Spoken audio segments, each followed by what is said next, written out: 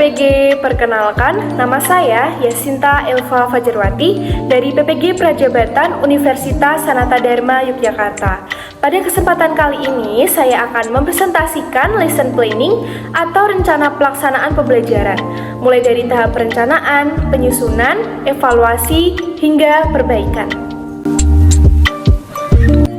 Pada tahap perencanaan, saya menyusun pembelajaran untuk kelas 5 semester 2 pada muatan pembelajaran matematika dengan materi volume kubus.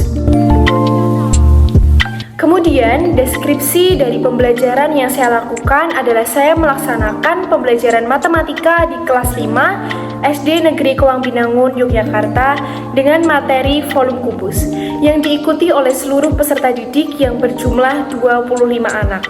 Peserta didik di kelas tersebut memiliki berbagai macam karakteristik yang aktif dan senang mencoba hal baru. Pembelajaran yang saya lakukan menggunakan model pembelajaran Problem Based Learning atau PBL. Untuk selanjutnya adalah lesson planning atau rencana pelaksanaan pembelajaran. Yang pertama terkait muatan pembelajaran dan materi yang saya pilih sesuai dengan jadwal dan hasil konsultasi dengan guru kelas.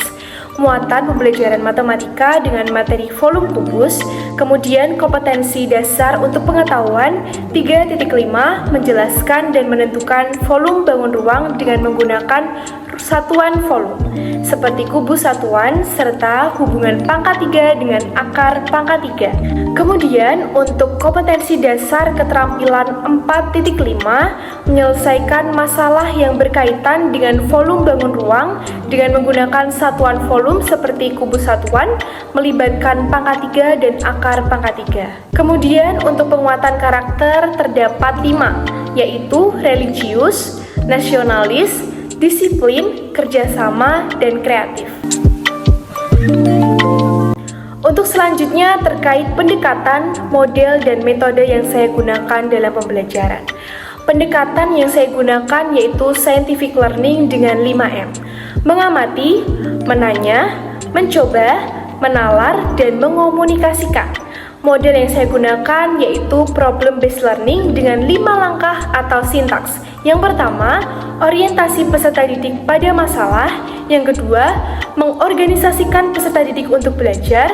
Yang ketiga, membimbing penyelidikan individu maupun kelompok.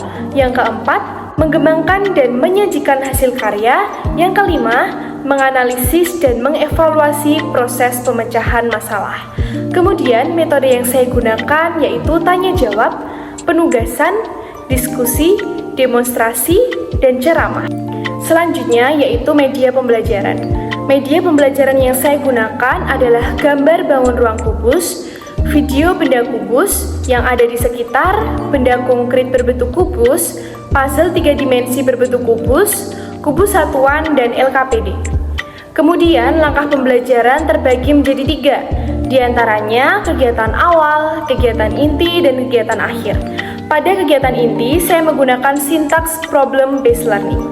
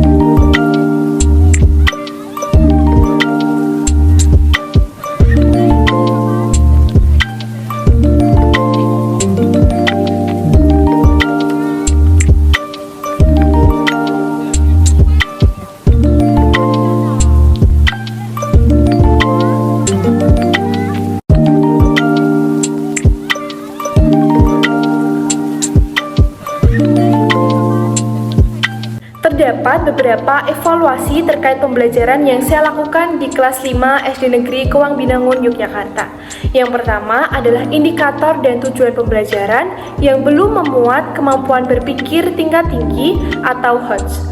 Kemudian, dalam langkah pembelajaran masih ada beberapa yang belum sesuai dengan sintaks problem-based learning.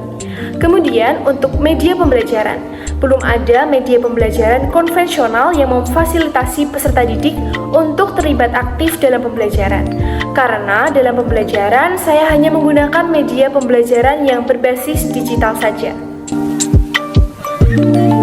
Berdasarkan hasil evaluasi, saya melakukan perbaikan pada beberapa bagian. Yang pertama, terkait indikator dan tujuan pembelajaran disesuaikan dengan kemampuan berpikir tingkat tinggi atau HOTS. Kedua, pada langkah pembelajaran, di sini saya melakukan perbaikan dengan menyesuaikan langkah berdasarkan sintaks problem-based learning. Kemudian untuk media pembelajaran, saya mengembangkan media konvensional yang dapat melibatkan peserta didik untuk aktif saat pembelajaran berlangsung, yaitu berupa puzzle 3 dimensi.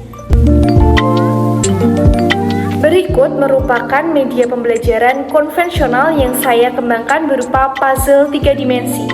Puzzle 3 dimensi ini terdiri dari kubus bening berukuran besar dan kubus satuan berwarna dengan ukuran yang kecil.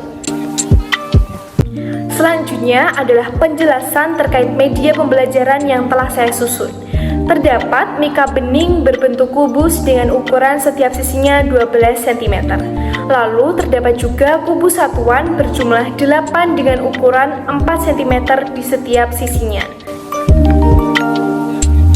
Yang terakhir adalah mengenai alat dan bahan yang saya gunakan dalam pembuatan media pembelajaran saya, yaitu kertas asturo, mika dengan ketebalan 0,1 cm, pensil, spidol, penggaris, gunting, lem kertas, dan lem bakar. Sekian presentasi yang dapat saya sampaikan terkait rencana pelaksanaan pembelajaran atau lesson planning mulai dari tahap perencanaan, penyusunan, evaluasi, hingga perbaikan. Terima kasih atas perhatiannya. Mohon maaf apabila terdapat salah kata. Sampai jumpa.